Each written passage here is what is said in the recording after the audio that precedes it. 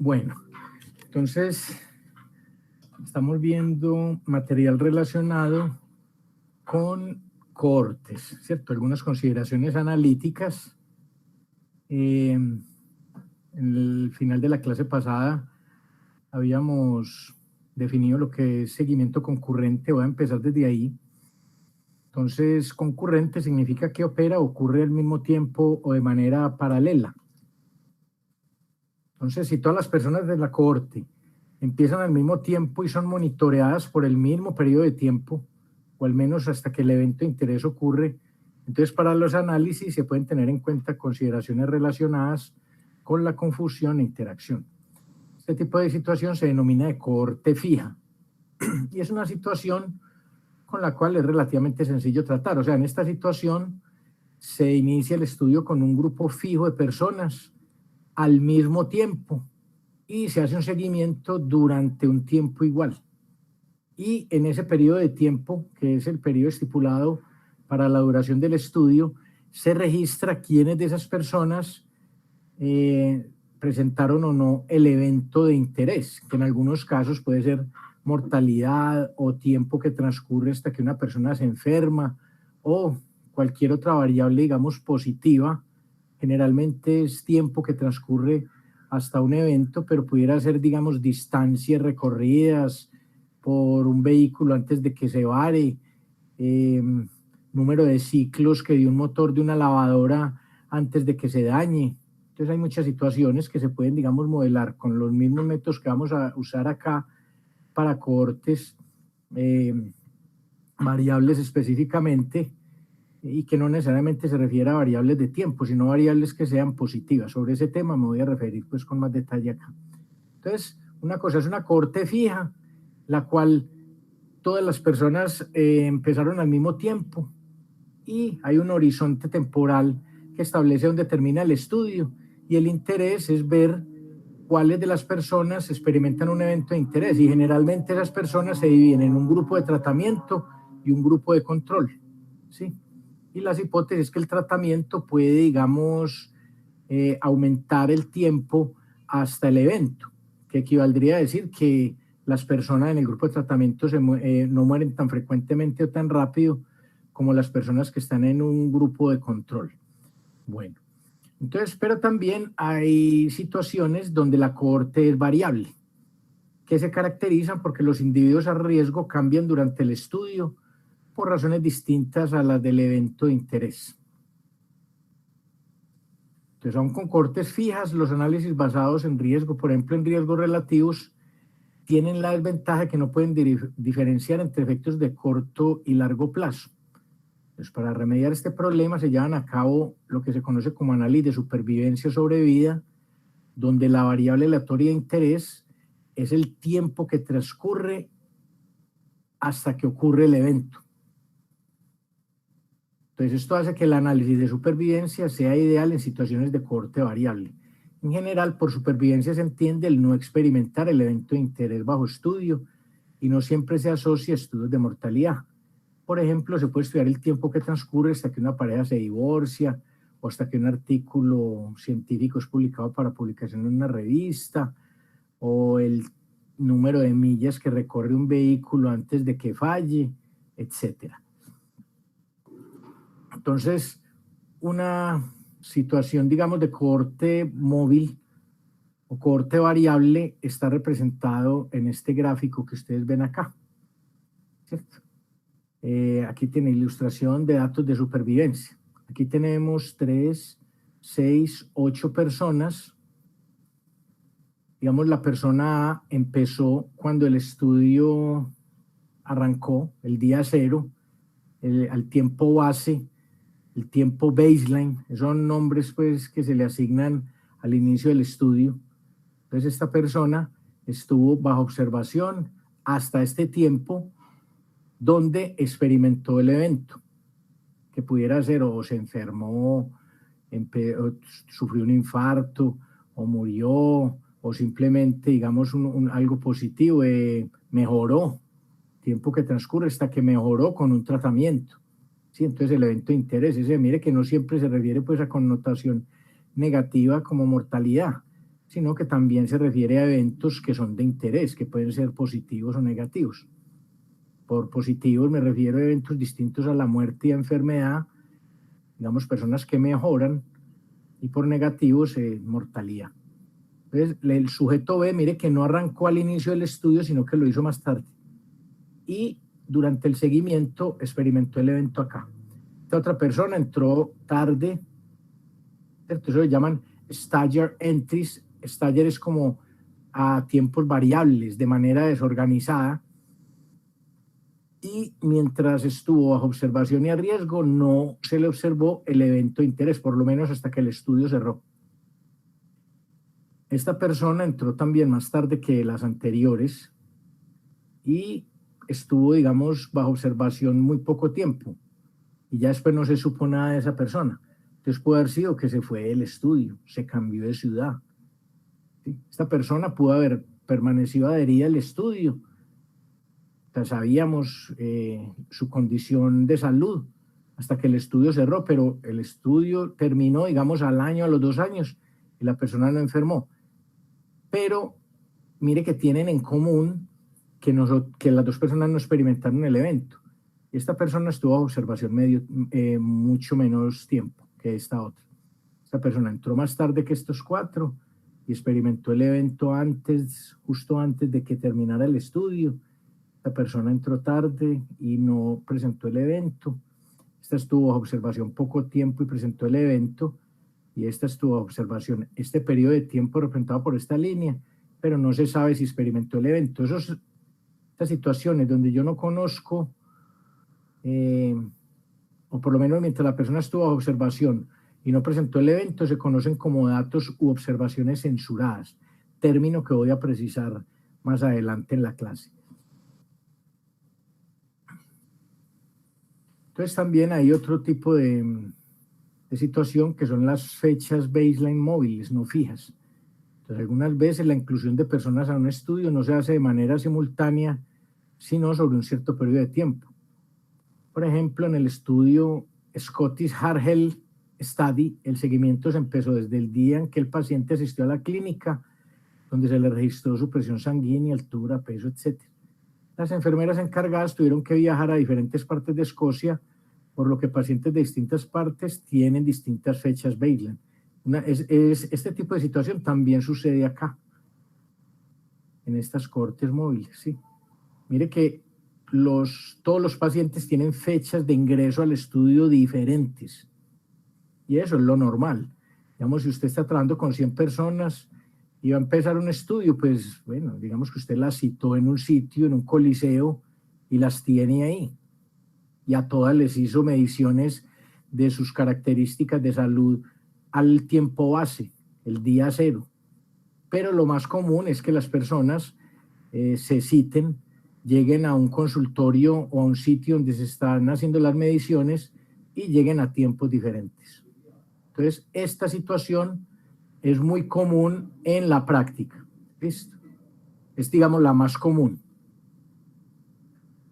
Bueno, entonces, la forma usual de enfrentar este problema es ignorándolo y considerando el tiempo de seguimiento como el tiempo transcurrido del baseline, usando un punto de partida para cada paciente. Este procedimiento asume que cualquier efecto no cambia respecto al tiempo calendario. Entonces, por lo tanto, dado que las fechas baseline no varían demasiado, este procedimiento es usualmente razonable. ¿Sí? Duraciones de seguimiento variables. También se adaptan mucho al gráfico que acabo de mostrar. Entonces, tal como se acaba de anotar en el numeral anterior, los tiempos calendario baseline pueden variar. Por el contrario, el tiempo calendario al cual se realiza la evaluación de efectos será generalmente la misma para cada paciente de la cohorte. Podría haber longitudes variables de seguimiento. Por ejemplo, el artículo de Tunstall-Killow et al. Del 97 describe eventos coronarios para cada miembro del Scottish Heart Health Study hasta el último día de 1993. A esta fecha, el tiempo de seguimiento desde el baseline varía desde 9.1 años para la inclusión más temprana hasta 6.2 años para la inclusión más tardía. O sea que hubo entradas tardías, stagger entries. ¿Te das cuenta? O sea, el estudio fueron siendo aceptadas personas que no necesariamente se observaron en el grupo inicial, sino que fueron llegando. Entonces, allí se observan tiempos de seguimiento desde la línea base de 9.1 años para la inclusión más temprana hasta 6.2 años para la inclusión más tardía. Entonces, el tiempo medio desde el baseline, en realidad tiempo potencial, ya que se pudieron haber presentado muertes tempranas, fue de 7.7 años. Sí, permítame un segundito, que hay mucho ruido acá, entonces voy a hacer algo.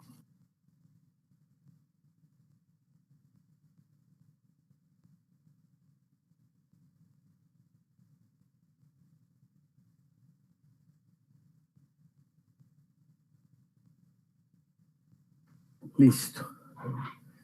Entonces, el artículo que hace referencia acá es el de Tunstall, Pido y otros, que dice comparación de la predicción de 27 factores de enfermedad coronaria de corazón y muerte en hombres y mujeres del Scottish Heart Health. Aquí falta una L, Heart Health Study.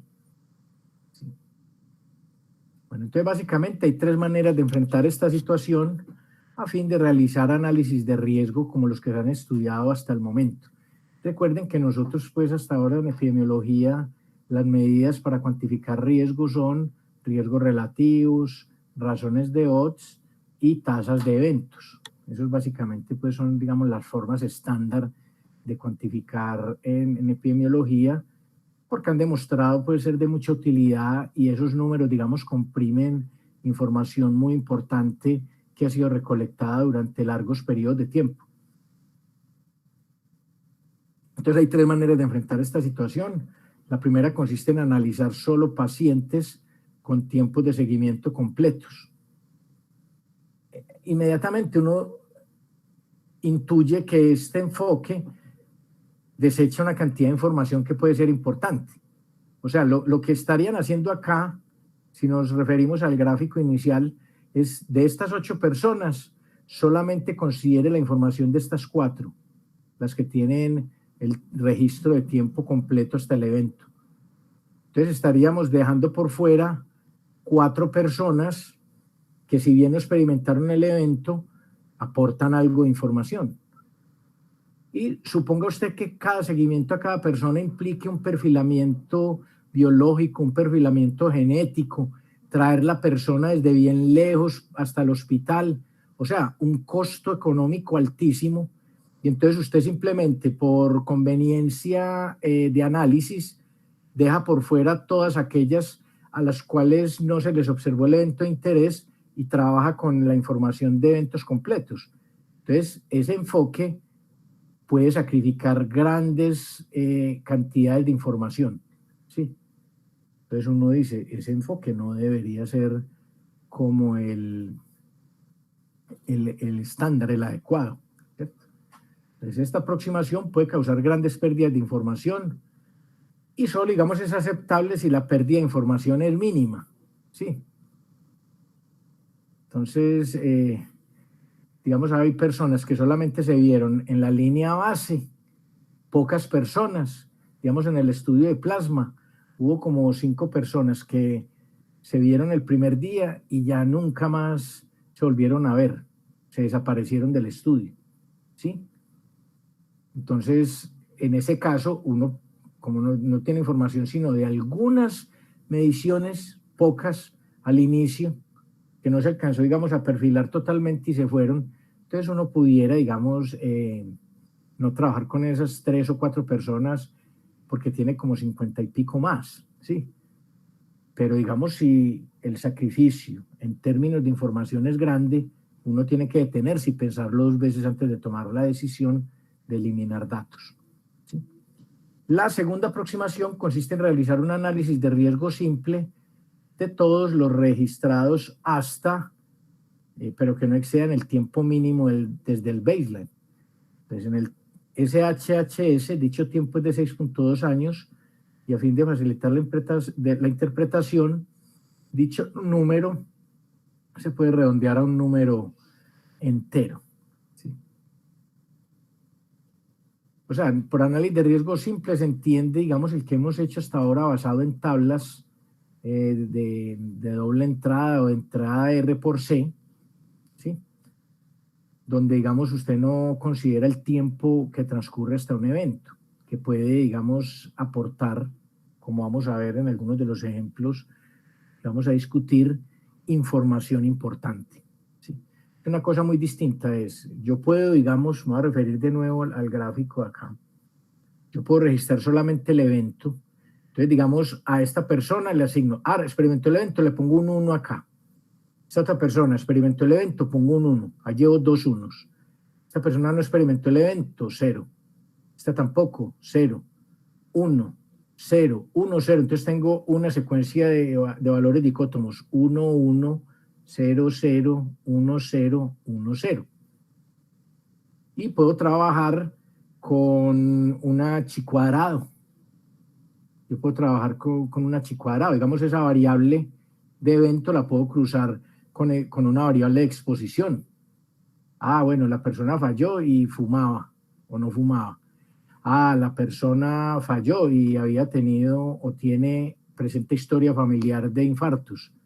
La persona falló o no falló y, digamos, tenía una presión sanguínea alta o baja. Entonces uno con esas tablitas 2x2 puede calcular los riesgos, todos los que uno necesite acá, ¿cierto? Todos los riesgos relativos, análisis de confusión, etcétera.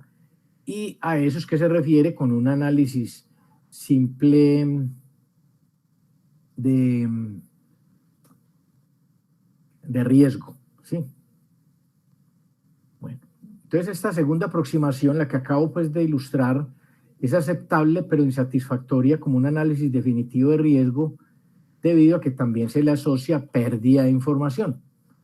Por ejemplo, aquellas personas que se sabe tuvieron su primer evento coronario en el 7º, 8º, 9º año serán consideradas como si nunca hubieran tenido la enfermedad durante los primeros 6 años de seguimiento, ¿sí? O sea, al ignorar el tiempo hasta el evento puede producir pérdidas importantes de información. O digamos, si el factor de riesgo, la persona ha estado mucho más tiempo con él. Digamos, la persona tiene diabetes, pero puede que haya personas que tengan diabetes desde hace muchos años y otras que sean debutantes, que hace apenas pocos meses se les diagnosticó dicha enfermedad. Entonces, el tercer método usa esta información extra al ignorar la variación en los tiempos de seguimiento. Esa es la que, digamos, vamos a ver con más profundidad acá. Es decir, cada paciente se registra como positivo o negativo para la enfermedad durante su seguimiento. Y se usan pruebas de asociación y cálculos de riesgo. Pero aquellos pacientes que han estado en el estudio por más tiempo que los nuevos tienen más chance de experimentar la enfermedad, ¿sí? Entonces, esta que están diciendo acá es la que se podría hacer basada en la variable dicótoma que les mencioné acá. Entonces, esta aproximación está bien siempre y cuando el supuesto de homogeneidad en el tiempo se satisfaga, lo cual usualmente requiere que la variación en los tiempos de seguimiento sea pequeña y que la duración del seguimiento no esté relacionada al factor de riesgo bajo estudio. Entonces, puesto que el análisis de supervivencia considera el riesgo durante intervalos de duración sucesivos, dicho análisis puede manejar tiempos de seguimiento variables. Por ejemplo, alguien que entró al estudio solo por 2 años puede proporcionar información para cálculo de riesgo en el primer y segundo año, pero no en años subsecuentes. Pero de todas formas, mientras estuvo bajo observación, esa pieza de información se considera importante o puede ser útil, digamos acá. Esta persona, mire usted que estuvo muy poco tiempo y no experimentó el evento, pero aportó algo. O sea, lo único que sabemos de esta persona es que empezó aliviada, estuvo bajo observación un corto periodo de tiempo y después se perdió. Puede ser por razones asociadas al tratamiento, empezó, digamos, a experimentar eventos adversos severos, o porque se fue de la ciudad, o porque ya no quiso seguir participando en el estudio, o cualquier otra razón para explicar ese abandono, ¿sí? Entonces, estas piezas de información deben ser importantes y estadística y matemáticamente se pueden incorporar al modelo a través de probabilidades. Entonces, eso de alguna manera debe enriquecer el proceso de estimación de parámetros.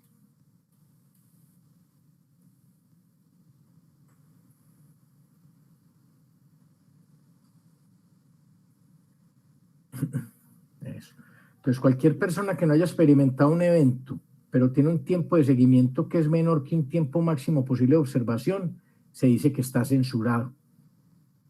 O sea, todas aquellas personas que estuvieron bajo observación y de riesgo, pero que algunas abandonaron y otras completaron el estudio sin experimentar el evento de interés. Entonces, la información proporcionada por tal persona se dice que es un dato censurado. O sea, los datos censurados, que son aquellos donde yo no observé el evento de interés por las razones que acabo de mencionar, abandonos del estudio o que completaron el estudio sin experimentar el evento, se conocen como datos censurados. Entonces, cuando un estudio no tiene estipulado un tiempo máximo de terminación, todos los pacientes que no han presentado el evento al tiempo de revisión o monitoreo están censurados. Por ejemplo, podría no haber recursos para monitorear a los pacientes por un tiempo mayor a 2 años. Y censura es un concepto que se discute más adelante.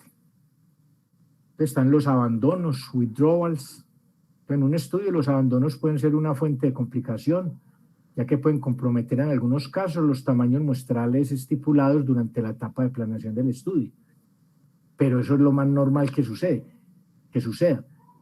Digamos, en el campo de la ingeniería, pues si una persona está experimentando con 30 motores o en el campo, digamos, de la ingeniería forestal, tiene una parcela con un sembrado, pues, digamos, la posibilidad que una mata se le vuele es muy difícil. Tiene que ser o que se meta una zarigüeya y se le coma ahí alguna y le dañe el tamaño muestral, pero con humanos es muy común que haya abandonos. Es el estándar. Yo, digamos, participo en un estudio de crecimiento craneofacial con la Universidad CES y el estudio lleva ya aproximadamente entre 27 y 28 años de seguimiento. Es un estudio que empezó con unos niños y niñas del corregimiento de Damasco, ¿cierto? Eso queda como por allá, como yendo para La Pintada. Y la idea del estudio es ver cómo evolucionan las características craneofaciales, las de crecimiento, cómo crece la cara, digamos, en niños y niñas que nunca han recibido tratamiento de ortodoncia. ¿Sí? Y también son niños que son mestizos, porque digamos estudios de crecimiento craneofacial en poblaciones chinas, poblaciones asiáticas, en poblaciones caucásicas se han llevado a cabo. Y ellas han permitido, digamos, establecer tablas para estándares que sirven a los ortodoncistas en sus tratamientos. Pero este estudio es uno de los estudios más valiosos que hay en Latinoamérica y en el mundo también, por tratarse de un seguimiento, una cohorte puramente de mestizos. Y a uno lo que lo sorprende es que la tasa de abandono allí es supremamente baja. Vamos, cuando llevaban por ahí unos 6 años de estudio, o sea, los niños tenían por ahí entre 11 y 12 años, infortunadamente un evento trágico hizo que 2 de los niños se ahogaran, ¿sí? Estaban por allá en un charco y se ahogaron y murieron. Entonces, esa fue, digamos, el primer deterioro del tamaño muestral de la base, que no fue planeado al principio, sino que fue datos a conveniencia. O sea, se llegó al corregimiento, se habló con el director de la escuela, el director, digamos, estuvo de acuerdo en que se llevara a cabo el estudio, sí, pero era con una muestra no aleatoria, sino con los niños que decidieron participar y a quienes los padres dieron consentimiento informado de que se podían hacer las mediciones con ellos. Entonces, lo que hacían el doctor Iván Darío Jiménez, que es el dueño de la base, ¿cierto?, que fue profesor del CES, su papá fue fundador del CES, él hoy en día se dedica, pues, digamos, más a la práctica de ortodoncia, pero también a la práctica de investigación y a inventar. Él es inventor también, es muy, muy interesante, una persona supremamente interesante e inquieta, o sea, es un tipo que genera muchas ideas.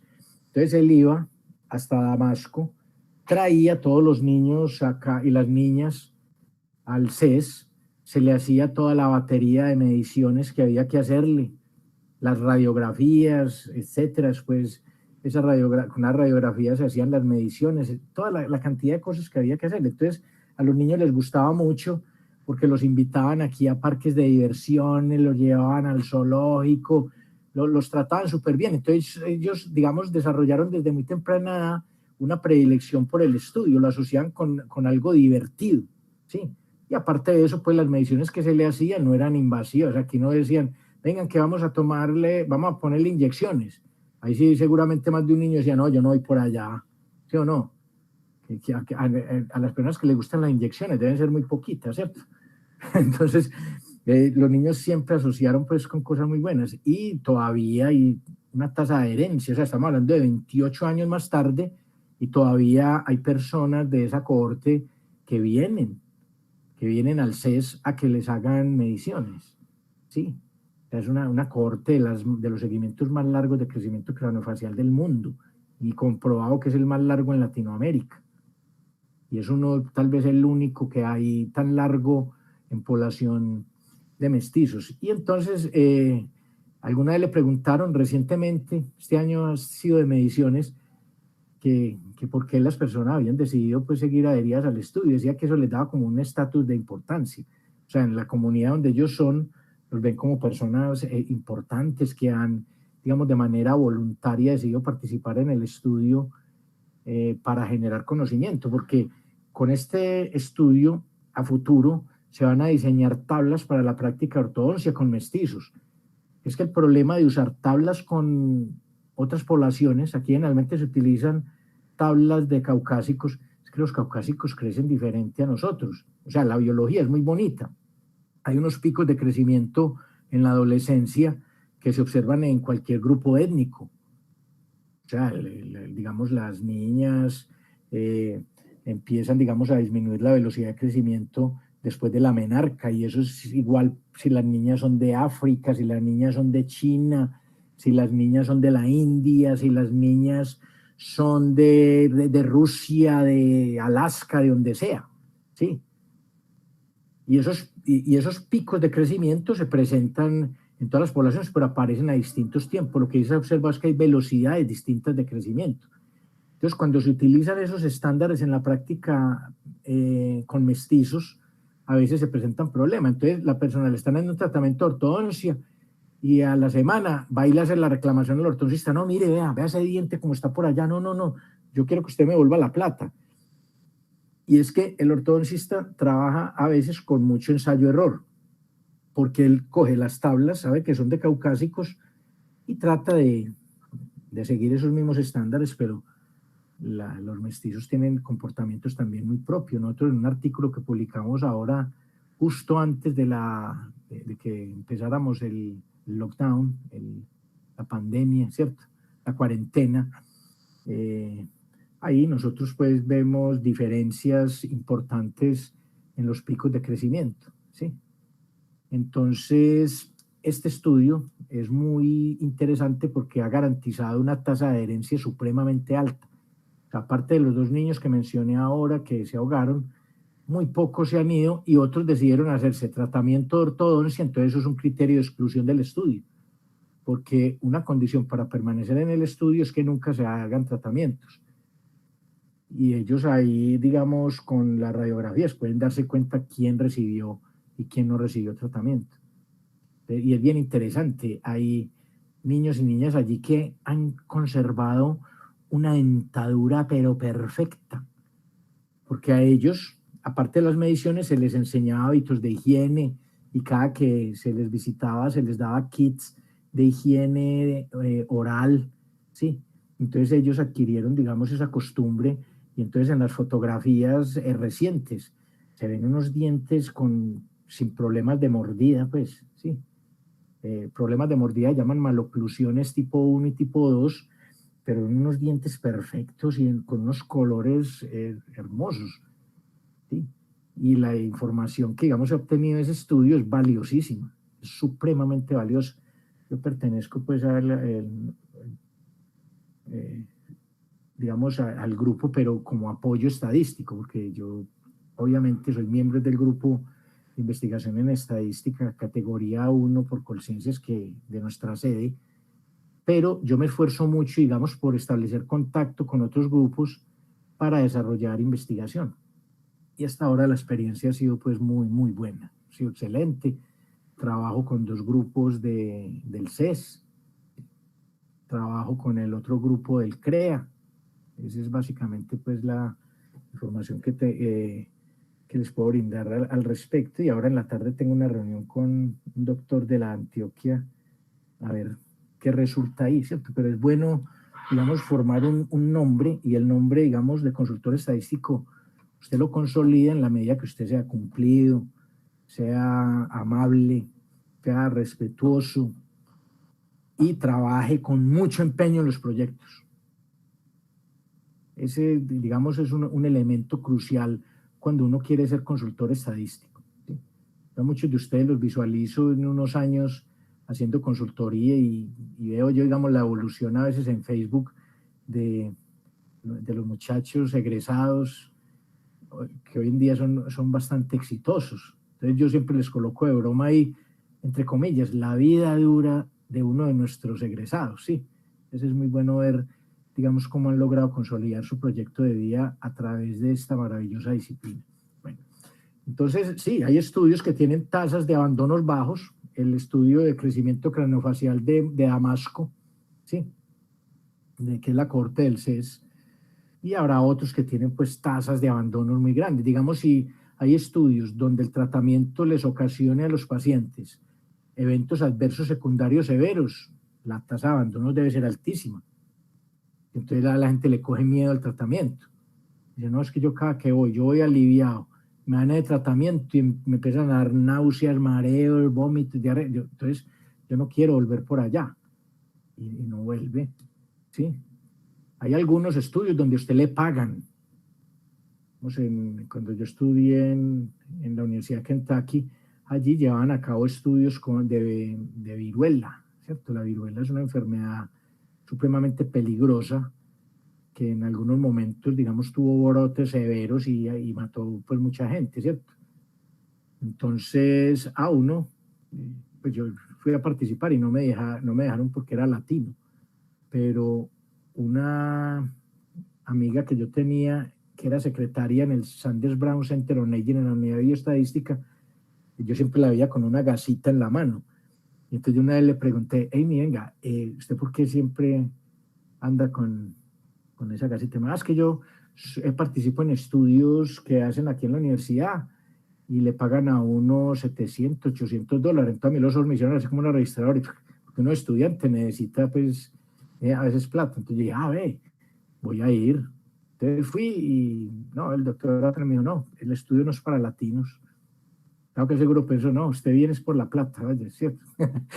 No sé si fue así, pero entonces, digamos que hay estudios que para garantizar la adherencia, no solo, digamos, le dan estímulos en el sentido de que a las personas se les hace monitoreos y exámenes gratis, sino que también se les da dinero. Entonces, bueno, pero los abandonos pueden llegar a prevenirse con un buen protocolo de adherencia, pero es difícil. Mire que la universidad presenta un problema en la deserción. Digamos, aquí los abandonos nosotros lo llamamos deserción estudiantil. Entonces, eso es un problema grande de todas las universidades, especialmente las públicas. ¿Por qué? Porque, digamos, hay estudiantes que se les dificulta mucho venir hasta el campus. Entonces, digamos, vive en un barrio que tiene una problemática social y de convivencia bien templado. Entonces, él dice, si yo paso por esa calle, que es una frontera invisible, de pronto me aporrean o me lesionan. Entonces, le toca dar una vuelta increíble, o a veces por la misma condición socioeconómica del núcleo familiar donde vive, se le dificulta venir. Entonces, a veces hace que, incluso pues con las ayudas de bienestar, los programas de bienestar, los estudiantes abandonen. Otra causa muy común de abandono, de deserción estudiantil, es el rendimiento académico, ¿cierto? O sea, pueden venir de colegios donde, digamos, el nivel académico no es muy alto, y entonces, digamos, a ver la diferencia que hay entre su formación con respecto a otros estudiantes que vienen de colegios posiblemente más preparados, entonces eso hace que se desmotiven y se vayan. Entonces la universidad tiene que diseñar estrategias efectivas para retener a sus estudiantes. Entonces, digamos, la rectora sale a decir, que ha sido la tasa de deserción más baja. Pues uno como que entiende de alguna manera el por qué. Porque es que ustedes en este momento están en la comodidad de sus casas y no tienen que ir a incomodarse cogiendo un bus o saliendo en la moto, el peligro que representa transitar en estas grandes ciudades. Sí, no tiene que gastar pasaje. Entonces, es más fácil pues desde la virtualidad. Entonces, claro, de alguna manera pues tampoco se previene la deserción. Yo ya he tenido en algunos de los cursos personas que se han ido, ¿sí? Por razones pues personales, la persona dice, no, ese curso no cubre material que me gusta, o no me gusta la forma en que usted habla o enseña, o no me gusta estar sentado frente a un computador porque eso me da mucha pereza. Puede haber muchas razones para abandonos, ¿sí? Pero estas palabras pues que acabo de decir son simplemente para ilustrar abandono. Entonces, digamos, ya para concluir, en relación a lo de deserción estudiantil, la reforma académica parece que ha tenido un efecto efectivo en reducción, en algo de reducción en lo que es la deserción, porque el estudiante, digamos, tiene la opción de las doble titulación y otros beneficios que la reforma puede tener. Obviamente va a tener, digamos, si uno se pone pues a mirarla detalladamente, cosas que se pueden mejorar como todo en la vida. ¿Sí? A mí se me ha olvidado que un profesor, alguien que fue profesor de la universidad durante muchos años, yo no lo conocí, pues, excepto por el saludo, creo que es Campo Elías Galindo, fue asesinado recientemente. Pues es una lástima que un miembro de la comunidad, yo no lo conocía, nunca traté con él, excepto pues por saludos, pero digamos, cuando muere un líder social es muy triste porque un líder social es la voz del que no tiene voz, y acá esa cuestión tan selectiva siempre lo pone a uno triste, y sobre todo cuando toca pues a la comunidad directamente, ¿sí? Pero bueno, son cosas a mejorar en este país, que esperemos cese la horrible noche y disminuya pues tanta violencia de lado y lado, porque eso no es solo de un lado, eso es de todo, y se convierte como un estándar, y lo peor es que nosotros como que nos acostumbramos a ese tipo de cosas tan terribles. Pero bueno, paz descanse el profesor. Bueno, entonces ya, siga. Entonces, los abandonos pueden ser una fuente de complicación, ya que pueden comprometer en algunos casos los tamaños muestrales estipulados durante la etapa de planeación del estudio. Entonces, el estudio de Damasco comprometió levemente el tamaño muestral, pero habrá otros estudios donde la tasa de abandonos puede ser alta y comprometa el estudio, el tamaño muestral inicial, y entonces por lo tanto el estudio. Entonces los abandonos se refieren a personas que se pierden del seguimiento. El seguimiento es follow-up. Se pierden antes de experimentar el evento. Su duración en el estudio, que es la longitud del tiempo que ellos o ellas estuvieron a riesgo de experimentar el evento, será menor que la diferencia entre la fecha final del estudio y su fecha inicial. Si usted ve el gráfico al inicio de la presentación, ahí se ve claramente esa afirmación. Entonces, en estos casos no es fácil averiguar si la persona experimentó el evento. Posiblemente uno no sepa. Lo más seguro es que no sepa. Entonces, estos abandonos se pueden dar también porque el paciente toma la decisión de no seguir participando en el estudio o se muda de ciudad. Pues para ilustrar, suponga que el abandono se presentó por causas no asociadas con la enfermedad de interés. El paciente se fue a trabajar a otra ciudad, por ejemplo. Si se quiere llevar a cabo un análisis basado en riesgos en presencia de abandonos, claramente estos no se pueden tratar como positivos para el evento, pues en realidad no sabemos si experimentará o no el evento. Entonces hay dos opciones: ignorarlos o incluirlos como si no hubieran presentado el evento, que es una apuesta arriesgada, ¿sí? Porque usted lo dejó de ver, pero usted no sabe si lo presentó o no. Entonces, en el caso de ignorarlos, se ignora la información de que ellos en realidad sobrevivieron por algún tiempo sin experimentar el evento de interés. O sea, ignora esa pieza de información en términos de tiempo que puede ser valiosa y que usted la puede traducir a contribución probabilística a una función de verosimilitud. Entonces, si usted los ignora, ignora la información de que ellos en realidad sobrevivieron por algún tiempo sin experimentar el evento de interés. Y esto puede conducir a sobreestimar el riesgo. Cuando se tratan como negativos, se ignora el hecho de que ellos hubieran podido experimentar el evento de habérseles completado el seguimiento y así se subestima el riesgo. Entonces, de esta manera, ninguna de las dos opciones es ideal y el análisis de riesgo solo será aceptable si el número de abandonos es pequeño. Por ejemplo, en el SHHS, solo 14 de los 11.629 pacientes abandonaron, 1.12%. Eso es una tasa maravillosa, pues de esa cantidad de personas, 11.629, solamente 14 abandonaron. Es un estudio pues atípico, digamos uno en términos de tasa de retención. Puede ser que las personas les gustaba mucho reunirse con las personas que les tomaban la información, ¿sí? O de pronto había estímulos asociados y las personas decían, hoy vienen a hacernos las mediciones y nos van a dar regalos, nos van a dar dinero, ¿cierto? Entonces la gente dice, participemos, ¿cierto? O sea, eso es una estrategia que se utiliza mucho, estímulos económicos, para garantizar que las personas sigan adheridas a estudios. Ahora, si se asume que la razón para el abandono no es importante, estos abandonos se pueden tratar como sujetos censurados en una ley de supervivencia. ¿A qué se refiere que el abandono no es importante? Que son abandonos que se presentan por razones asociadas al tratamiento, lo que habíamos mencionado, eventos secundarios adversos.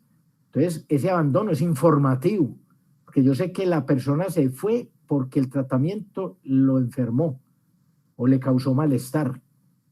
Entonces, eso me está dando información a mí, el tratamiento. Entonces, yo puedo decir, sí, el tratamiento resulta efectivo para la enfermedad, pero tiene que administrarse con mucho cuidado en pacientes con ciertas características porque les causa eventos secundarios severos. Eso, digamos, es el estándar en tratamientos, digamos, de radioterapia para tratamiento de próstata en hombres, donde se les dan las dosis de radioterapia a la próstata, pero afecta a otros órganos adyacentes, y es común que los pacientes, digamos, tengan sangrado anal y cólicos severos, ¿sí? Entonces, hay, digamos, tratamientos que necesariamente tienen asociados unos efectos secundarios adversos. Casi todos los tratamientos para cáncer tienen ese problema y los pacientes experimentan deterioros de salud muy severos, que a veces resulta pues más cara la cura que la enfermedad, pero no se cuenta con más. O sea, digamos, una quimioterapia es un envenenamiento general del cuerpo que se espera, digamos, mate las células problemáticas, pero en el proceso se van células que están sanas. Y a veces las personas no tienen punto de retorno después de una quimioterapia y se deterioran y ya se mueren infortunadamente.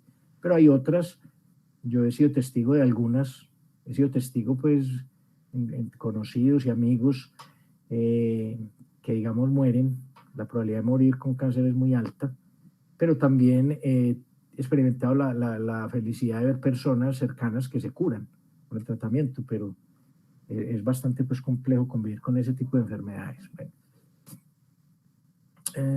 eso, entonces sigamos acá. Todavía, mire que yo hablo de la palabra censura sin definirla pues totalmente, ahorita la preciso. Tenemos a este punto como la intuición de lo que es una censura. Es una pieza incompleta de información. O sea, es una pieza temporal de información asociada a personas que no experimentaron el evento mientras estuvieron bajo observación y a riesgo del evento.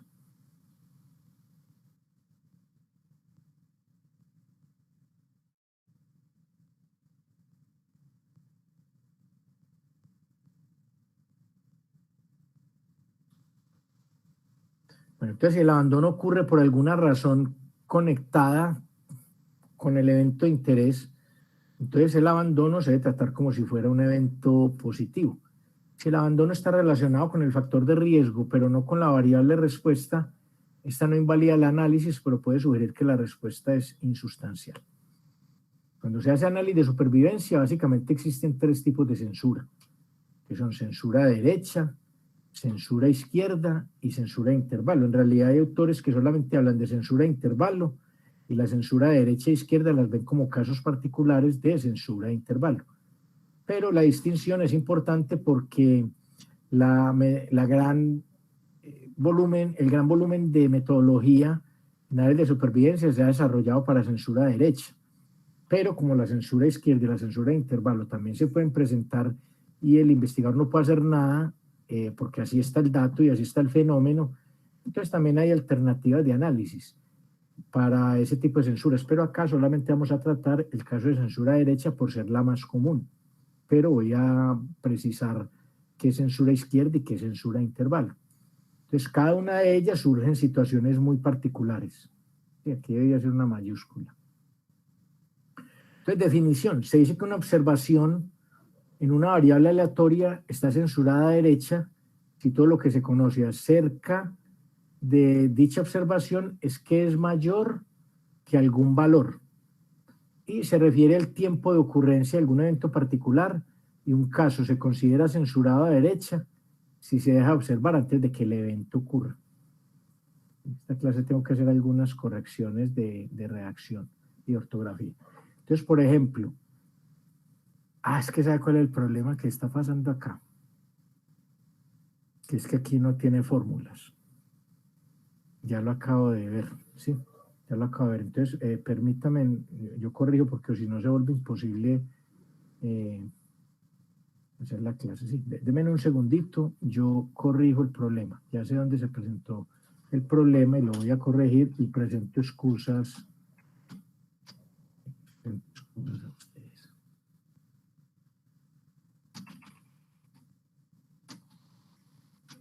Esto es lo que está pasando acá. Que es que las ecuaciones se perdieron. Esperemos un segundito.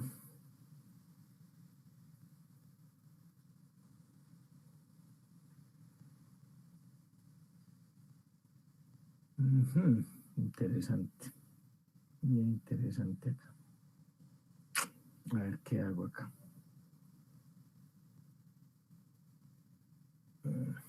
Ese tipo de cosas a veces pasan.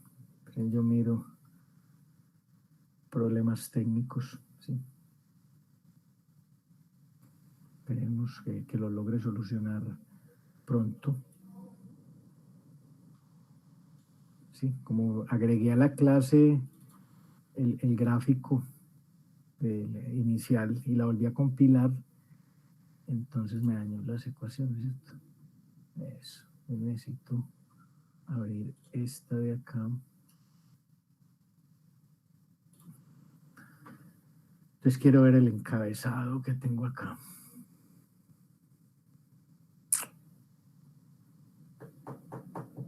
Esta no es.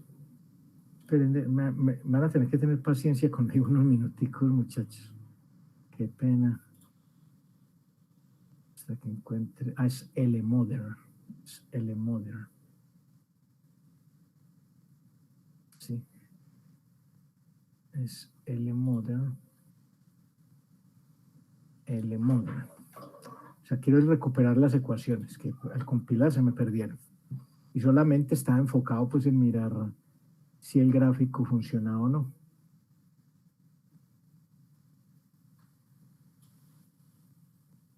Esperemos que compile. Sí, porque seguir adelante con la clase sin las ecuaciones, pues imagínense cómo hacen. Mientras tanto, vayan, tómense un cafecito, saluden a la mamá. Hola mamá, ¿cómo amaneciste? ¿Cómo estás? Bien. Y la mamá, ¿cuándo es que usted va a volver pues, a la presencialidad, mía?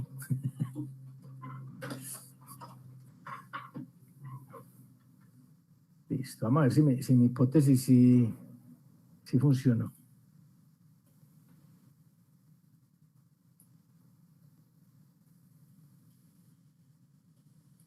Eso es que se da cuenta, faltaban todas estas ecuacioncitas, ¿no? ¿Sí o no?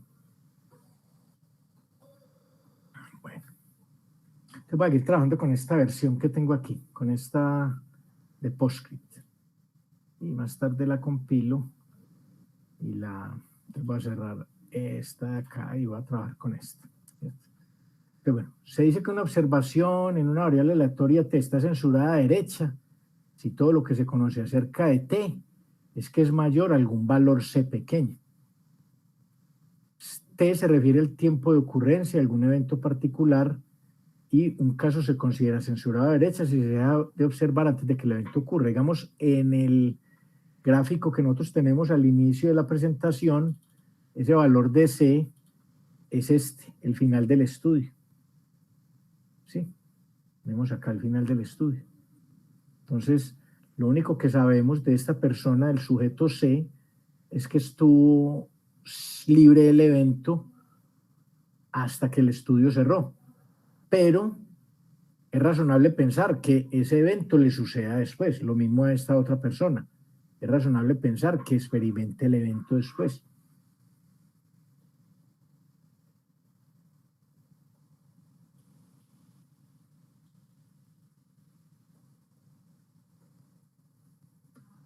Eso, entonces, T se refiere al tiempo de ocurrencia de algún evento particular y un caso se considera censurado a derecha si se deja observar antes de que el evento ocurra. Pues, por ejemplo, si T mayúscula representa la edad en años de una persona al morir y ésta sobrevive más allá de los 50 años, T mayor que 50, pero no se volvió a ver, se dice que T es censurada a la derecha de 50. Entonces, esta noción de censura no está restringida solo a tiempos de falla. Por ejemplo, si solo se sabe que el ingreso anual de una persona es mayor a 70 millones, este ingreso está censurado a derecha. O sea, el concepto de censura no aplica únicamente para tiempos, sino también para otras variables continuas. Escúchame un segundito.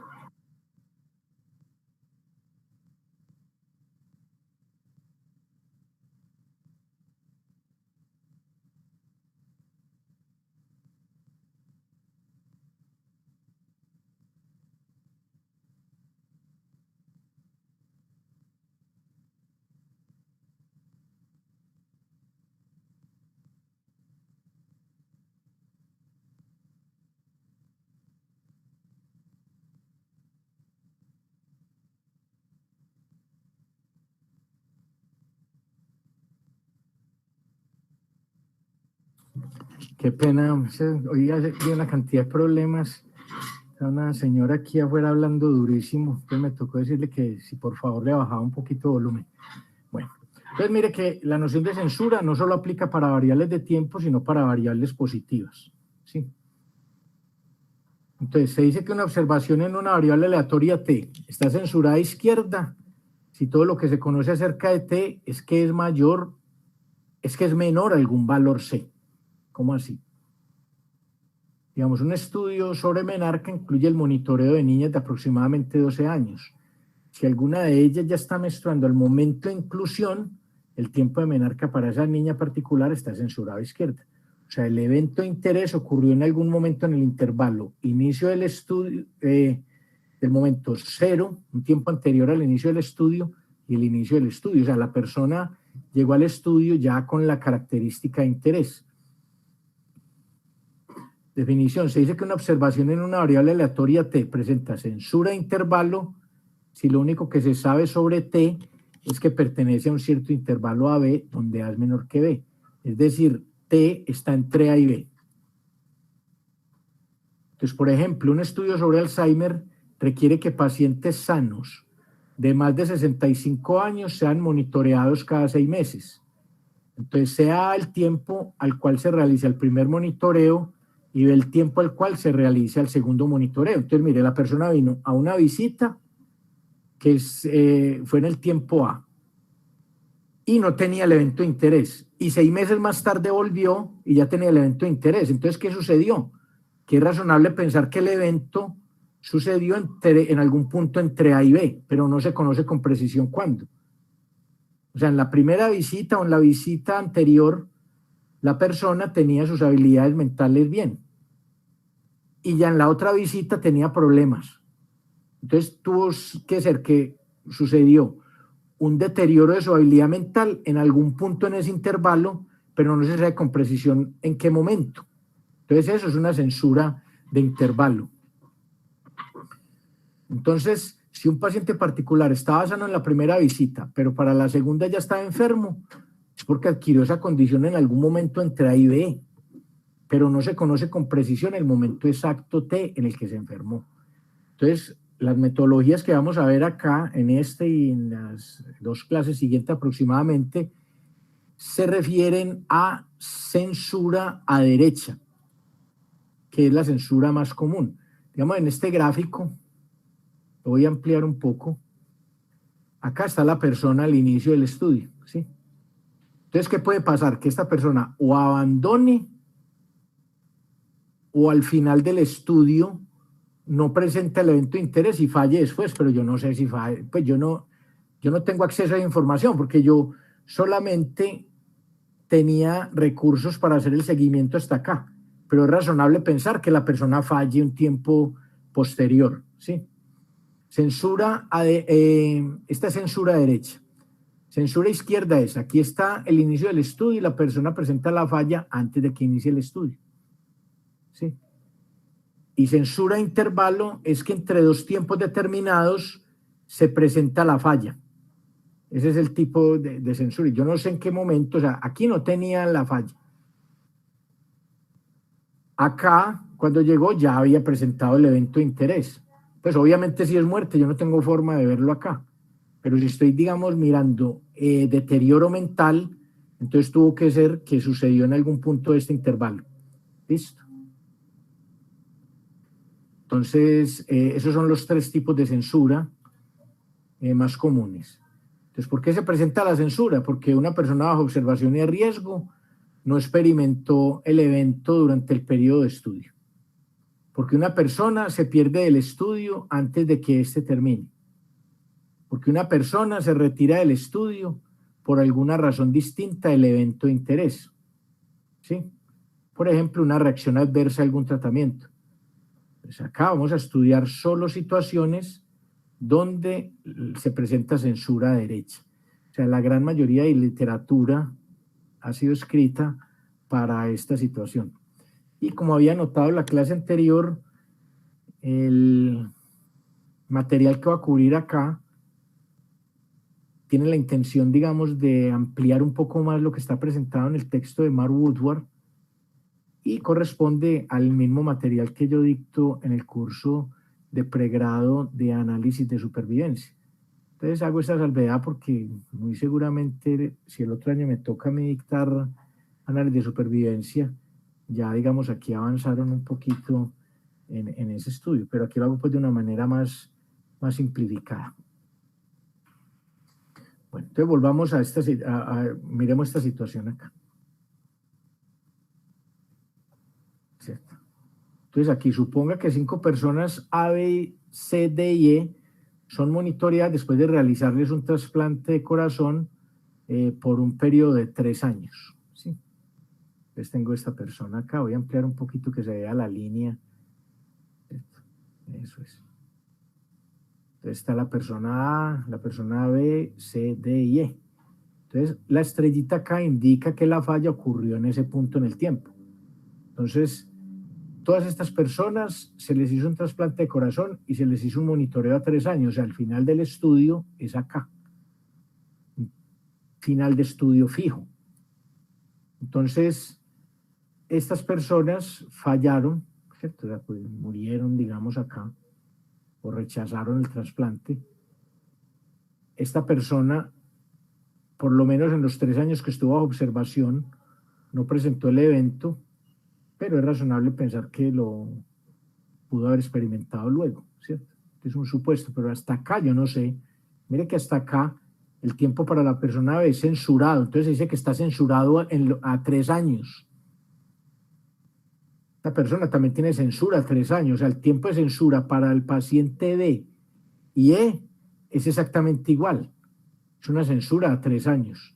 Y estas son fallas acá. ¿Listo?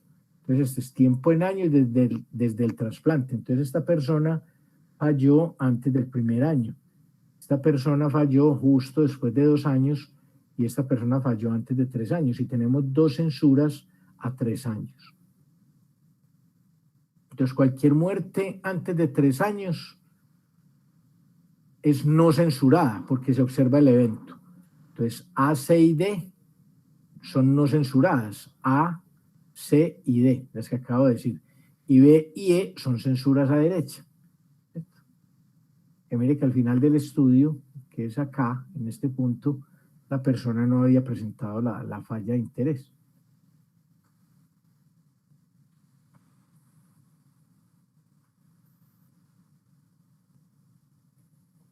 Entonces, las observaciones que están censuradas de esta manera se denominan censuras de tipo 1 simple. Entonces, tipo 1 quiere decir que el tiempo de censura es fijo, es decir, bajo el control del investigador. Yo soy el que establezco cuál va a ser la ventana de observación. Yo soy el que digo durante cuánto tiempo voy a hacer el seguimiento.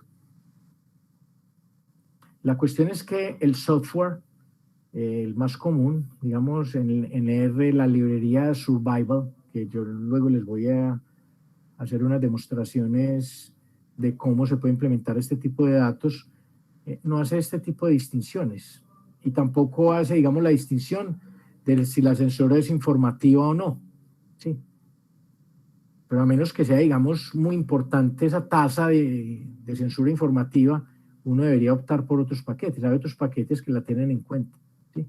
Pero en general los análisis uno los hace de esta manera,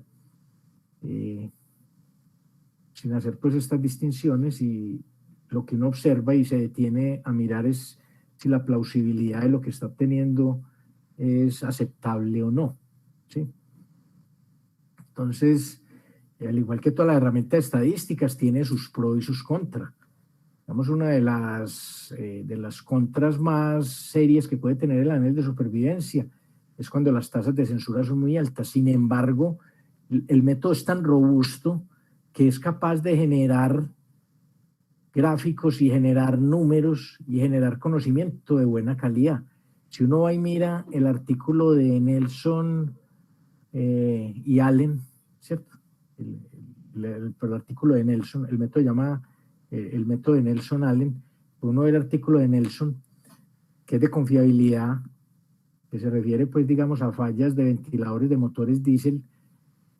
Uno ve que la tasa de censura allí es altísima, es como el 80 y pico %. Sin embargo, el método es tan robusto que es capaz de generar información suficientemente buena para que los constructores de esos motores puedan establecer tiempos de garantía adecuados que no comprometan el funcionamiento de la fábrica, ¿sí? Digamos, si una persona está vendiendo motores o baterías y a tiempos de garantía muy, muy largos, pues todo el mundo le va a llegar, o una proporción muy alta de personas llegan a devolverle los productos. Entonces, trabajo a pérdida. Entonces, la idea es garantizar satisfacción, garantizar confiabilidad durante un tiempo aceptable para el consumidor, pero que no me comprometa a mí, digamos, la empresa. Digamos, si un carro le dice, le va a dar 10 años de garantía, o es porque la persona está supremamente segura de la calidad del artículo y que no le lo van a devolver, pero corre el riesgo de que le devuelvan muchos por fallas de garantía. Entonces, a uno le sorprende, por ejemplo, ver un BMW, que es un carro de alta gama, y dan una garantía de 2 años. Y uno dice, ¿cómo así? Entonces, una persona le mete 150 millones, 200, hasta casi 300 millones de pesos a un carro y más, para una garantía de 2 años. Mientras de que Kia, usted le mete menos de 100 millones a un carro y le dan garantías de 5 y hasta de 7 años. Entonces uno dice, entonces esta empresa ofrece autos de menor gama, pero tiene un proceso, digamos, de garantía y de construcción y de calidad superior, o cómo es la cuestión, ¿cierto? Entonces, mire que de todas formas todos esos tiempos de garantía se determinan con datos de supervivencia, datos de duración, datos de confiabilidad, ¿sí? Entonces, las aplicaciones que uno tiene acá son muy amplias, pero los métodos que utiliza tienen, digamos, sus limitaciones. Entonces, el tiempo uno le va enseñando a conocer esas limitaciones y a utilizar con precaución. En el estudio de plasma en el cual yo estoy participando, estamos haciendo unos análisis de supervivencia. Los resultados hasta ahora pues todavía no son como concluyentes ni muy alentadores que digamos, porque es que Los horizontes de observación para los pacientes son de 28 días. Esos son estándares internacionales, protocolos internacionales de ética que hay que observar.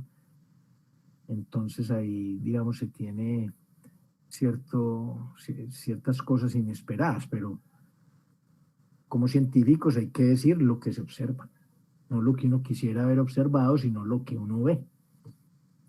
Entonces, bueno, sigamos acá. Entonces, censuras de tipo 1 simple son aquellas donde el tiempo de censura es fijo, digamos, el final del estudio es el tiempo de censura. ¿Y quién lo determina? El investigador. Va a hacer el seguimiento a 3 años, ya. Y la palabra simple se refiere al hecho de que todas las observaciones tienen el mismo tiempo de censura. Entonces, la censura tipo 2 ocurre cuando se detiene el proceso de observación después de que se observa un número preespecificado de eventos. Por ejemplo, un investigador corre un experimento con 100 ratas de laboratorio y decide detener el experimento cuando 50 de ellas hayan fallado. Entonces, mire que acá él no dice, voy a observar cómo reaccionan las raticas con el tratamiento la siguiente semana. No. Apenas mueran 50, paro, y eso puede suceder en las siguientes 3 horas. O sea, no fue necesario que se fuera el estudio durante toda la semana, sino que apenas sucede un número preespecificado de eventos. Entonces, y hay censura aleatoria, que es la que ocurre cuando se detiene el proceso de observación por razones que no están bajo el control del investigador. Por ejemplo, un investigador interesado en divorcios decide observar unas parejas durante 10 años a partir del momento del matrimonio y registrar el momento del divorcio. Las parejas que no están casadas después de 10 años, son censuras de tipo 1. Con algunas parejas, alguno de los dos puede morir antes de los 10 años de observación, o algunas parejas se pueden mudar a otra ciudad o país, o quizás deciden no participar más en el estudio después de algún tiempo. Entonces, digamos, uno de los tipos de censura más común que uno va a encontrar en la práctica. Entonces, la censura aleatoria se puede también producir cuando hay un único tiempo de terminación del estudio, pero los tiempos de entrada varían aleatoriamente entre individuos. Entonces es una situación similar a la que hemos venido ilustrando durante toda la clase. En este caso, digamos, ya es más específico el tiempo. Tenemos 5 pacientes A, B, C, D y E. Este paciente falló, porque estrellita representa falla, a las 3 semanas, ¿sí? Aquí es tiempo en semanas. El paciente B estuvo bajo observación y a riesgo 12 semanas y no falló. Entonces es una censura a derecha. El paciente C entró tardíamente al estudio. O sea, esta es una situación de staggered data, entradas aleatorias, entradas en desorden, ¿sí? Empezó en la semana, como ahí arriba, la 2, y estuvo a observación 3 semanas y media, y abandonó. El paciente D empezó casi, yo diría que en la semana 4, ¿cierto? Empezó exactamente en la semana 4 y fue hasta el final del estudio, y no presentó el evento. Entonces, su tiempo de censura es 8. Y este paciente empezó acá en la semana 8 y fue hasta la semana 11 y media, ¿cierto? Hasta la mitad de la semana 11. Entonces su tiempo fue 3.5. Entonces uno acá empieza a hacerse preguntas interesantes. Entonces dice, bueno, acá el tiempo que transcurre hasta el evento es una variable aleatoria de tipo continuo. También es una variable aleatoria continua, pero positiva. Entonces ahí llevamos 2 cosas. Esos tiempos yo los puedo modelar probabilísticamente, asumiendo que son continuos y de soporte en los reales positivos, o sea, continuos y positivos. Entonces la pregunta es, ¿quiero yo o puedo modelarlos imponiéndoles una estructura distribucional?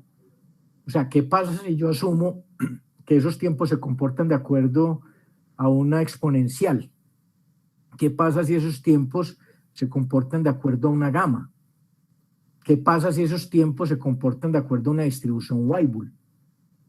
¿Cierto? Pero mire que es una idealización que yo hago del fenómeno. ¿Y para qué hago yo esa idealización? Para tratar de entender el fenómeno. Y eso es algo que nosotros los estadísticos hacemos permanentemente.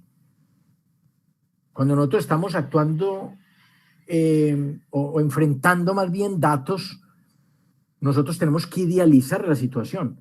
Pero esa idealización surge después de comprender bien el fenómeno que tenemos. Mire que son dos procesos supremamente difíciles y serios que hay que hacer. O sea, usted debe prestar mucha atención en entender el problema. Te tiene que gustarle el problema para que lo pueda entender y cerciorarse de que lo está entendiendo. Porque cuando uno no se cerciora de que está entendiendo el problema, comete lo que se conoce como error tipo 3, que es dar la solución correcta al problema equivocado. Ese es un error tipo 3, de acuerdo a Kimball. Kimball, digamos, define un error tipo 3 como aquel en el que se le da una respuesta correcta, pero al problema equivocado. Entonces usted entendió el problema de una manera, lo resolvió correctamente, pero ese no era el problema que había que resolver. ¿Sí? Entonces, uno puede acá, digamos, imponer estructuras distribucionales. Entonces, si lo hace, está adoptando un sistema de solución paramétrico. Está adoptando una estrategia paramétrica para resolver el problema. Y ustedes ya lo han hecho. Digamos, cuando ustedes ven un modelo de regresión lineal simple o lineal múltiple, ustedes hacen un supuesto distribucional sobre la estructura del error. Entonces dicen, bueno, esta variable Y se vincula con las covariables a través de beta 0 más beta 1, x1, etcétera, ¿cierto? Básicamente, pues, en el modelo lineal múltiple, la persona asume que Y se relaciona con unas covariables, ¿sí? Más beta L XL más un error, ¿cierto? Pues a estos hay que ponerles también I, el subíndice I para indicar que pertenecen a la persona I. Y acá su I se asume que son independientes y que se distribuyen como una normal de media cero y varianza constante. Entonces, este tipo de modelo cae en la categoría de modelo paramétrico. ¿Sí? Es un modelo paramétrico, ¿sí? Digamos, en este caso, Y su I va a ser una normal con media beta 0 más beta 1 x1 más beta L XL y esta varianza, ¿sí? Entonces mire que yo acá estoy imponiéndole una estructura predefinida a estas respuestas, pero al final yo tengo que validar si esos supuestos me los soportan los datos que yo tengo, porque esto es una idealización, esto es una idealización. Eso es algo que uno como estadístico idealiza para tratar de entender la forma en que estas Y se vinculan o se asocian con las covariables. Pero puede que esa idealización sea mala idea, puede que esa Y esté supremamente lejos de normalidad. Entonces, al usted imponerle esta estructura, lo que hace es que en el proceso de estimar estos beta, ¿cierto? De estimar este vector,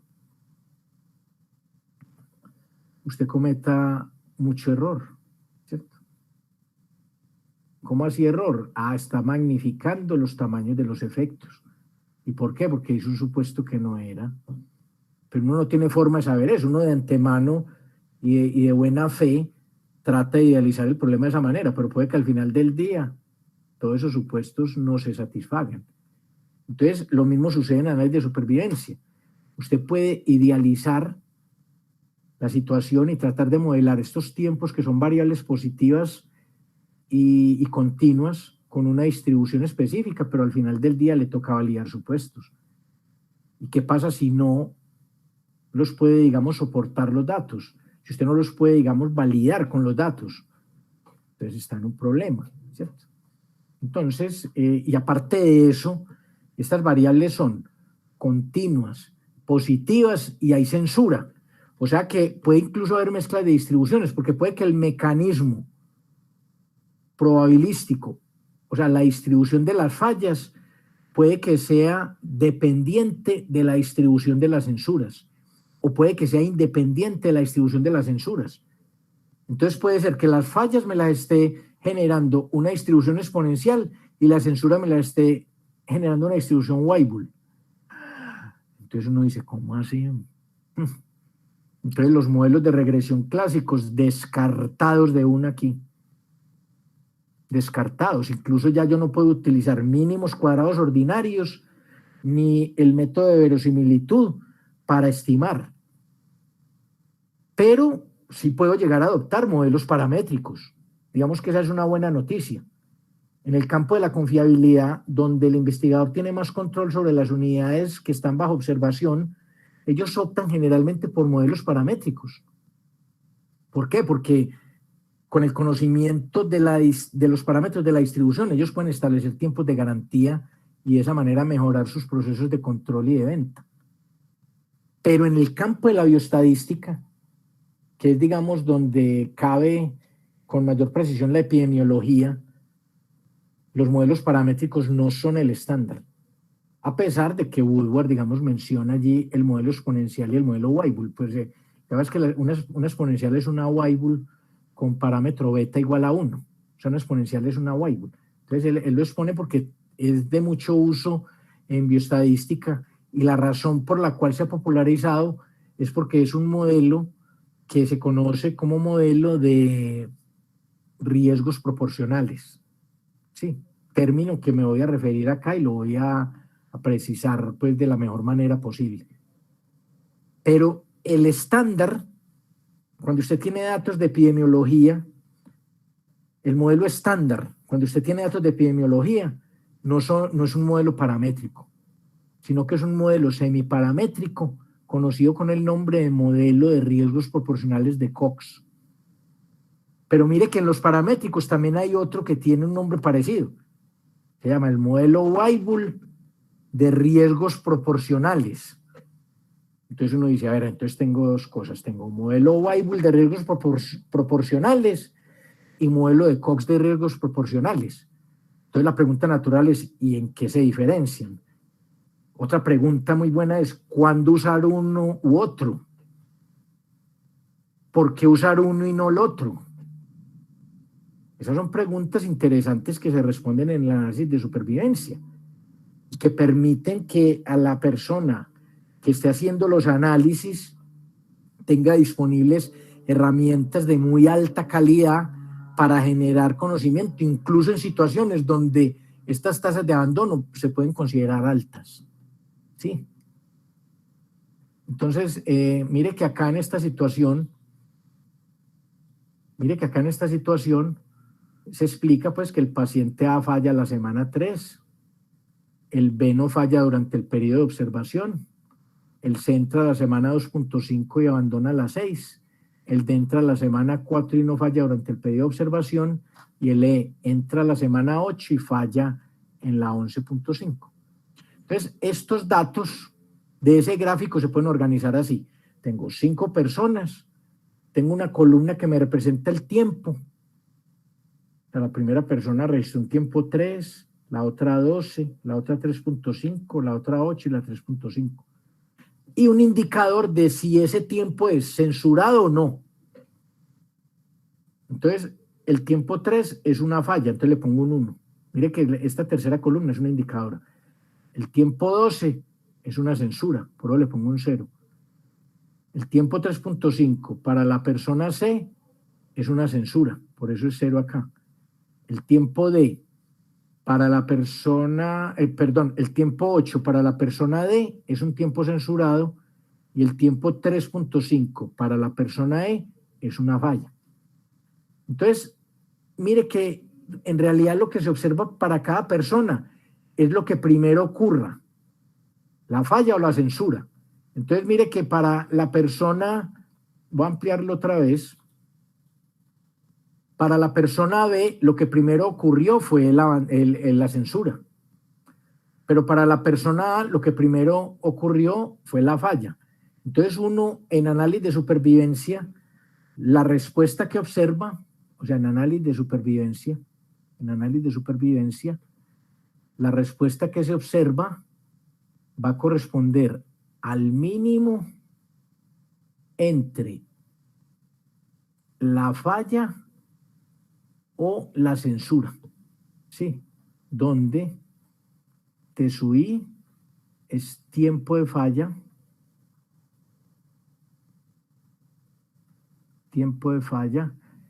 y CSUI es tiempo de censura, Entonces uno observa lo que primero pase acá. Y la estructura del dato va a tener un tiempo que puede ser, va a tener la respuesta, esperen, yo borro acá, o sea, la estructura del dato va a ser la siguiente, va a ser YSUI y delta I, o sea, cada persona me aporta este par, todas las personas me aportan este aquí, donde delta I es una dicótoma, una variable dicótoma, que es un indicador de censura. Entonces, usualmente, 0 si hay censura y 1 si se registra la falla. Entonces, mire que a diferencia del modelo lineal múltiple, cada sujeto te entrega solo una YSUI. ¿Sí o no? Digamos, los sujetos son apartamentos. El precio del apartamento I. No más. Pero en análisis de supervivencia, a esa I, a esa respuesta, le agregamos un indicador de si ese tiempo es o no censurado. Entonces, mire que cada persona aporta una parejita. Y esa es la que uno observa acá. Si usted mira en esta página, esta persona A, esta que hay acá, ¿cierto? Esa persona A registró ¿qué? 3, 1 o 3.5, no recuerdo cuál era. Registró 3 y 1, ¿se da cuenta? Entonces, este es el YSUI y este es el delta I. Entonces, si usted le muestra en la parejita 3, 1, dice, esto es una falla al tiempo 3. Pero si le muestran esta parejita acá, entonces esto es una censura al tiempo 12. Esto es una censura al tiempo 3.5, censura al tiempo 8 y una falla al tiempo 3.5. Entonces, el tipo de datos para estas cohortes móviles que se van a explorar o a modelar con análisis de supervivencia son de este estilo. Entonces, mire que acá yo no tengo, digamos, un proceso de covariables. O sea, yo no sé si la persona A es hombre o mujer. Yo no sé si la persona A tiene historia familiar de una enfermedad. Yo no sé si la persona A fuma o no. Entonces, a futuro uno puede, digamos, extender esta parejita y agregarle una tercera componente que es un vector de covariables, ¿sí? Pero la buena noticia y la que ha permitido, digamos, que el análisis de supervivencia se posicione como una de las herramientas de análisis estadístico más poderosas es que con estas solas dos columnas uno puede ya obtener información de mucha calidad en términos de cuál es la experiencia de supervivencia de un grupo bajo estudio. Sí, como lo vamos a ver pues pronto. Pero miren acá, digamos, yo voy a trabajar en R. Los datos deberían estar así. Y voy a trabajar en R ¿para qué? Para obtener estimaciones de la curva de supervivencia. para obtener estimaciones de la curva de riesgo acumulado, para mirar si hay diferencias entre grupos con respecto al tiempo hasta el evento. Y si ya yo, digamos, considero acá, en este espacio en blanco, acá lo lleno de covariables asociadas a cada persona, entonces ya yo puedo decir cómo esas covariables aceleran o desaceleran el tiempo hasta la falla. ¿Sí? Pero siempre teniendo en cuenta que la censura que se va a manejar acá es censura a derecha. Entonces alguien puede decir, entonces si tengo censura a izquierda, ¿qué hago? Puede utilizar modelos paramétricos que utilizan la verosimilitud de Turnbull u otros enfoques diferentes que están presentados pues en los trabajos de Turnbull del 74 y 77 de manera no paramétrica. O también puede utilizar los enfoques de Joly Comenges, un grupo son dos personas francesas que han trabajado pues a profundidad el problema, los trabajos de José Ibrahim de la Universidad de Carolina del Norte, por mencionar solo algunos. Calfleis y Prentice también, Hosmer y Lemeshow, también hacen mucho énfasis en la censura derecha, pero mencionan y tratan de resolver problemas donde hay censuras diferentes, ¿sí? Entonces esto serían los datos pues que uno trabaja con esas cohortes móviles. Mire que este conjuntico de datos surge de una situación de una cohorte móvil. Aquí hay entradas tardías, hay abandonos, o sea, esto es lo que pasa. Este tipo de cosas son las que se observan en la práctica. Esto es lo que uno espera observar. Con la práctica, el mundo de los datos en el mundo real es supremamente cruel. Uno, digamos, en clase, muestra ejemplos donde todo es un cuento de hadas. Y usted abre un libro y todo es un cuento de hadas, todo funciona. Entonces el estudiante llega a enfrentar problemas del mundo real y ya son cuentos de ogros malos. Ya las hadas no existen. Entonces uno le toca invertir aproximadamente el 80% del tiempo en poner esos datos a punto y pensar bien qué estrategia hago yo para hacer limpieza de esos datos, ¿sí? Entonces, el problema que yo estoy trabajando de Plasma tiene una base de datos como de 130 variables y algunas de ellas pues las registran porque ellos quieren registrarla. Entonces, digamos, registran una que es hepatitis C. La persona tiene hepatitis C y resulta que nadie tiene hepatitis C. Entonces, eso para el estadístico representa un problema porque es una variable que se supone que es dicótoma, pero tiene puros ceros. O hay otra que es eventos adversos secundarios y tiene como no más 5 y el resto son datos missing. Y tiene otras variables con desbalances muy serios entre los unos y los ceros. Entonces, para ellos es muy normal hacerlo y ellos lo tienen que hacer.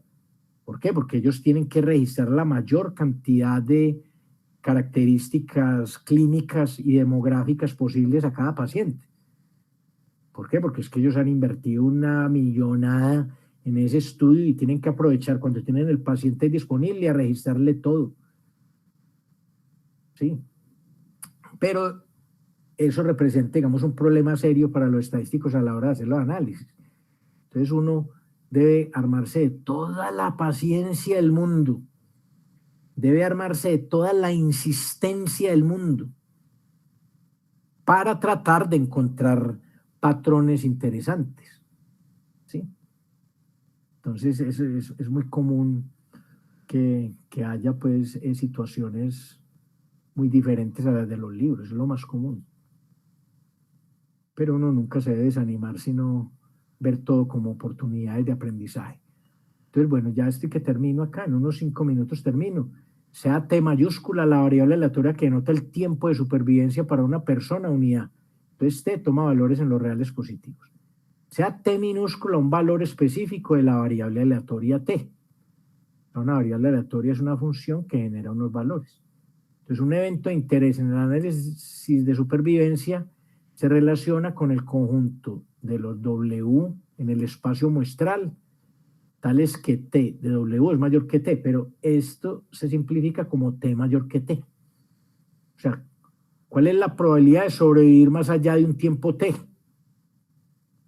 Sí, digamos en personas que tengan interés en investigar terapias, digamos después de un trasplante de corazón, ¿Cuál es la probabilidad de que después de aplicarle ese procedimiento la persona sobreviva más de 3 o 4 años o más? Entonces, la supervivencia es una palabra clave acá. Y tiempo de supervivencia se refiere a que está asociado a una función que se llama la función de supervivencia, que es, digamos, desde el punto de vista de la bioestadística, una de las funciones más importantes que hay.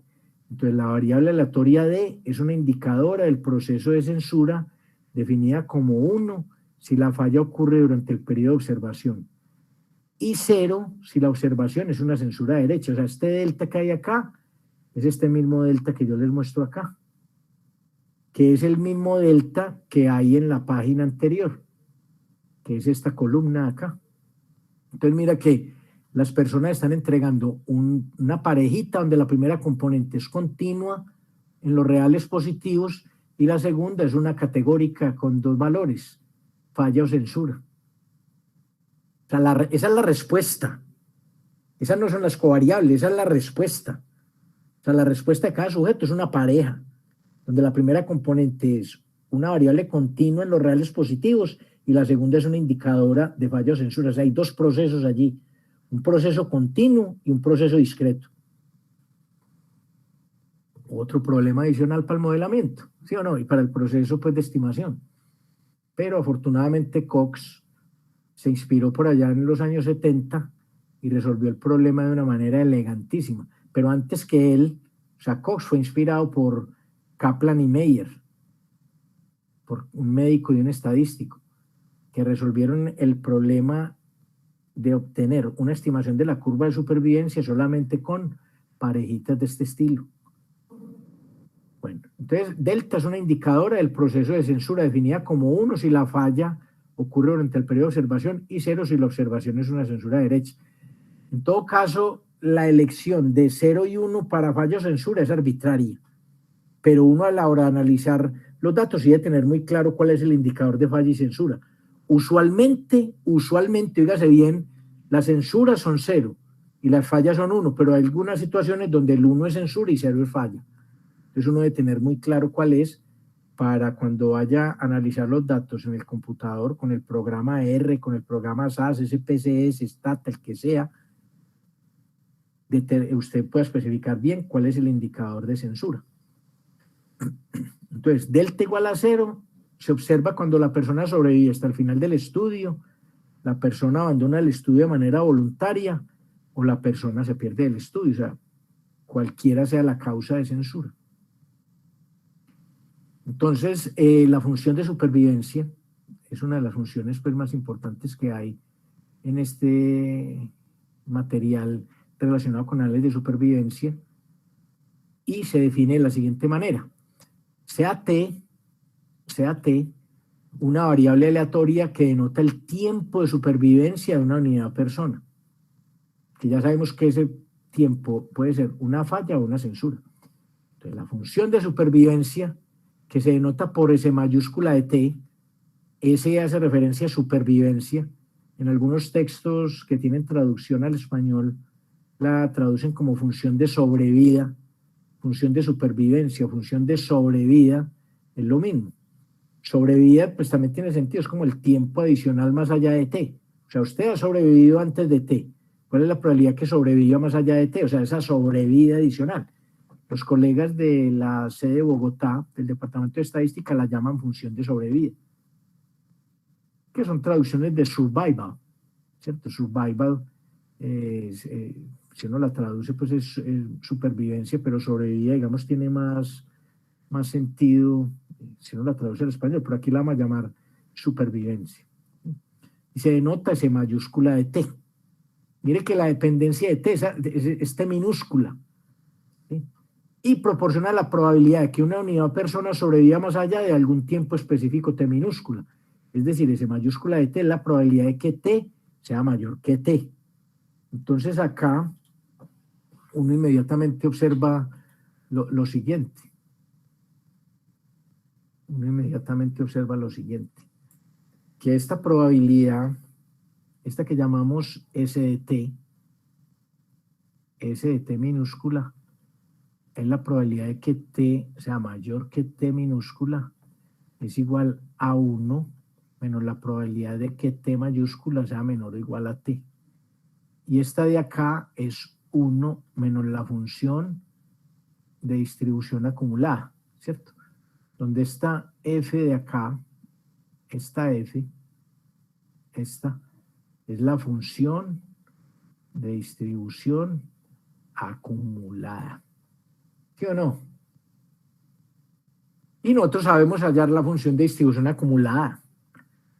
Si usted sabe hallar la función de distribución acumulada empírica, usted tiene una variable X que toma valores, digamos, en una escala discreta, 0, 1, 2, etcétera, hasta L.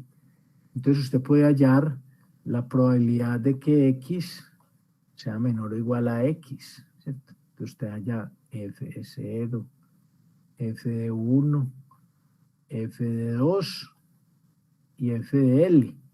¿Y qué obtiene? Ahí me excusan el desorden, es que borrar en este tablerito es un poquito, digamos, la ventaja de borrar aquí es que no se traiga ese polvo dañino de la tiza, ¿cierto? Pero la desventaja es que se demora uno mucho. Entonces esta función tiene esta forma acá. Tiene una asíntota acá en 1. Aquí tenemos, llamémosla X, pues para hacer acá consistente con la variable que elegí. Acá tenemos f de X. Pero mire que yo acá siempre la puedo obtener cuando tengo estos datos completos. Pero como en supervivencia yo tengo datos incompletos, ¿cómo es incompletos? Con censura. Entonces yo debo ser muy cuidadoso en qué voy a usar para estimarla. Porque mire que yo de todas formas, si voy a poder estimar esta curva, y uno, digamos, con esta que hay acá, uno lo que hace, lo que obtiene es una versión, como una versión escalonada de esa función, ¿cierto? Uno obtiene versiones escalonadas de esta función, así de esa manera, tal. O sea, la función de distribución para el caso discreto es una función escalonada, ¿cierto? Esta función escalonada. Pero el dato aquí está completo. O sea, yo observé completamente el dato, yo no tengo censura. Entonces yo obtengo una versión escalonada, es una versión escalonada de la función de distribución acumulada, ¿cierto? Esta es la que uno aprende, que es la función de distribución acumulada empírica, que es una versión no paramétrica de la función de distribución acumulada y conserva la esencia de lo que quiere estimar. O sea, la función de distribución acumulada siempre es creciente. No es estrictamente creciente, pero es creciente. Entonces esta función debe capturar esa cuestión. Y como esta es creciente, esta tiene que ser decreciente, pero no estrictamente. Porque puede ser que al igual que la acumulada, ella puede hacer esto. Llegar acá, coger un punto de constancia y seguir subiendo acá, hasta llegar por aquí al 1. ¿Cierto? Pero nunca la función de distribución acumulada va a hacer esto. Esto no es admisible en una función de distribución acumulada. Entonces, de la misma forma, para la función de supervivencia nunca va a pasar esto, que ella vaya bajando y suba. Esto acá no va a pasar con la función de supervivencia. O sea, ella es estrictamente, es decreciente, pero no estrictamente. Entonces, lo que usted va a observar puede ser algo así. Ella coja un punto de constancia acá y siga bajando hasta 0. O puede ser la S suavecita toda, ¿sí?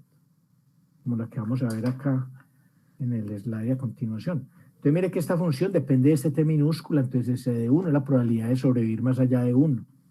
Ese de 3.7 es la probabilidad de sobrevivir más allá de 3.7. Y tiene esta forma teórica acá. Sí, eso es una curva de supervivencia típica, siempre arranca en 1. ¿Por qué? Porque la probabilidad de sobrevivir, de estar vivo al principio del estudio es 1. Si usted hace un estudio de mortalidad, usted no va a incluir personas muertas, usted va a incluir personas vivas, les va a hacer un seguimiento en el tiempo y a medida que las personas vayan fallando, la curva de supervivencia va adquiriendo esta forma. Esta que hay acá es una curva teórica, es una curva poblacional. Es como, digamos, la que yo obtengo si impongo una estructura distribucional a mis datos. Digamos, yo dije, esos datos voy a pensar que son una exponencial, entonces esa exponencial, si voy a abrir mejor otro tablero, esa exponencial está caracterizada completamente pues por los parámetros, ¿cierto? Entonces si t se distribuye de acuerdo a una exponencial con parámetro lambda, entonces la probabilidad de que t sea mayor que t es igual a e a la menos lambda t. O sea, yo la conozco perfectamente en el caso paramétrico. Pero, ¿qué pasa si yo no conozco la distribución? Si yo no conozco la distribución, entonces, ¿qué hacer para estimar? Aquí lo voy a colocar entre comillas a S de t. Porque mire que el problema no es estimar un parámetro, sino una función, ¿cierto? Entonces, en el caso de no censura, cuando no hay censura, nosotros ya sabemos cómo estimar esta función. Si tenemos la función de distribución acumulada empírica, entonces tenemos la función de distribución de supervivencia empírica.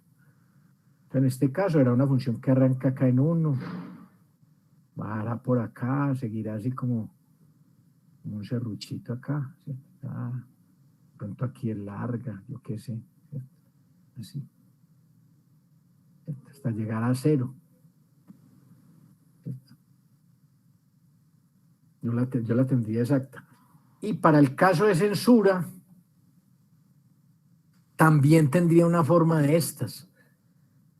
Pero la forma en que yo voy a estimarla debe tener en cuenta esa censura. Entonces ahí se van a indicar, digamos, los valorcitos de censura por acá. Por acá. Si fueran pues esos valores de censura. Por acá. Por acá puede que haya otro. ¿Sí? Así. Pero voy a obtener una versión escalonada de la función poblacional, que en este caso sería algo así.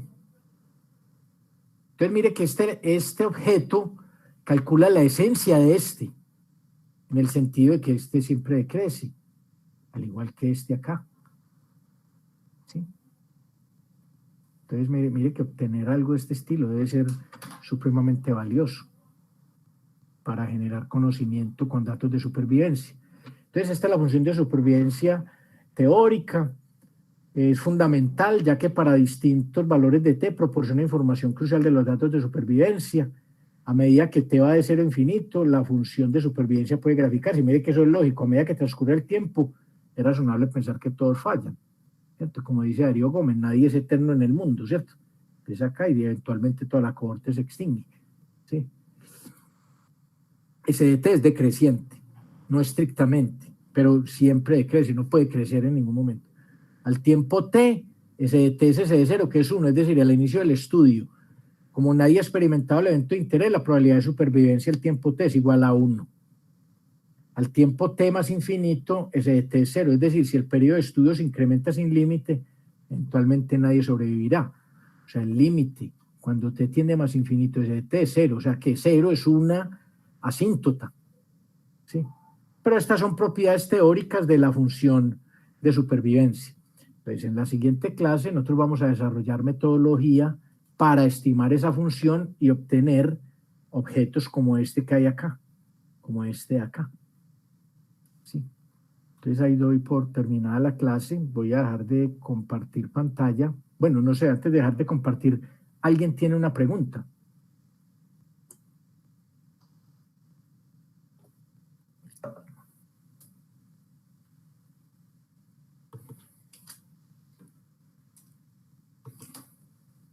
Bueno, entonces voy a dejar de compartir y acá con ustedes, ¿sí? Entonces mire que es interesante, digamos, esa situación de cortes móviles. Ahora, el análisis de supervivencia no es la única manera de yo enfrentar esa situación, ¿sí?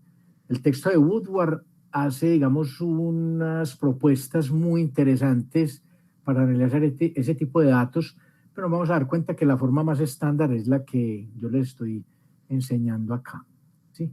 Entonces, ese material que yo acabo de presentar ahí, tal vez lo menciona Woodward, pero de manera muy sucinta, muy comprimida. Yo, digamos, trato, porque reconozco pues la importancia de este tipo de métodos, de extenderme un poco, pero con el ánimo, con el espíritu de que ustedes profundicen más y aprendan más sobre esa temática. Listo, entonces si no es más jóvenes, voy a dejar de grabar